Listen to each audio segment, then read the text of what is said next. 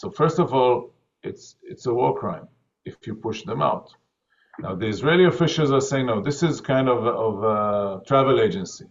We'll just open the border, and whoever wants to immigrate will facilitate it. And out of the sudden, many people in the Israeli right wing who before that argued that there were no innocent people in Gaza and all of Gaza is Hamas and so on, now they're very worried about the humanitarian situation. They want the Gazans to have better life.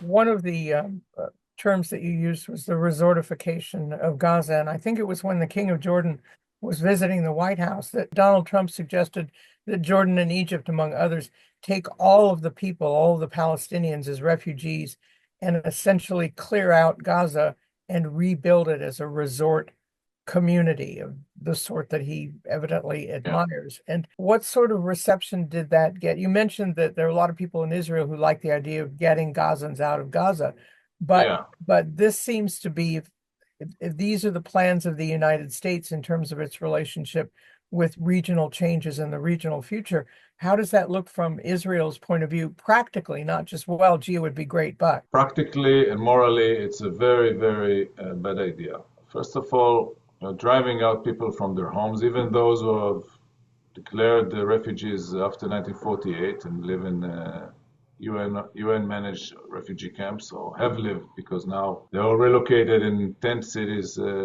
temporary housing in southern Gaza, southwest Gaza. So first of all, it's a war crime if you push them out. Now, the Israeli officials are saying, no, this is kind of a travel agency.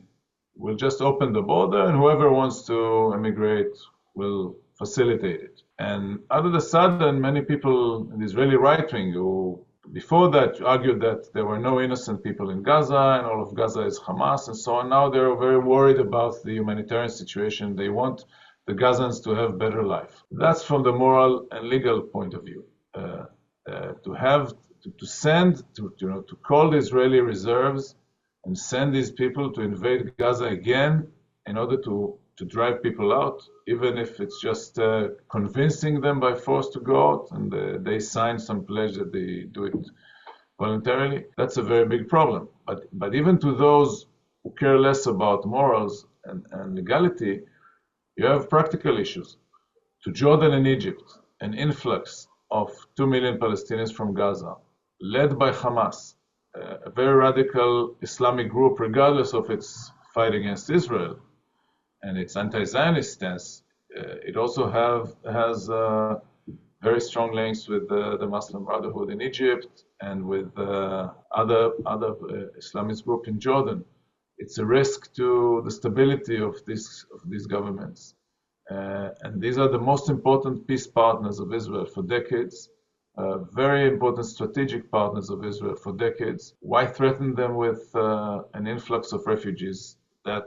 And also these people could go on fighting Israel from the neighboring countries. So it's not a very smart idea, even if you put aside the very bad legal and moral aspects of this cleansing, then strategically it's a blunder. I think people remember when President Sadat of Egypt was killed by people who opposed the peace accords that he had been reaching with the United States. So that possibility of destabilization internally must be top of mind too for these nations that Trump sort of breezily proposed be the travel destinations for all Gazans.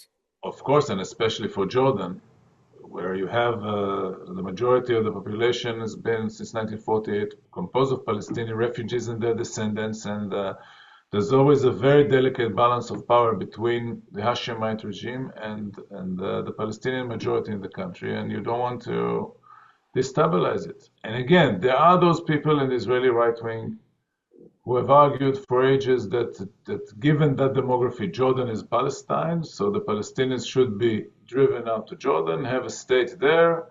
The Israeli establishment, by and large, opposed the idea and viewed Jordan since even before the establishment of Israel, the Hashemites as strategic partners, and they still are, regardless of the bad rapport between Prime Minister Netanyahu and King Abdullah. And I think it's going to be a very, very bad mistake to destabilize Jordan.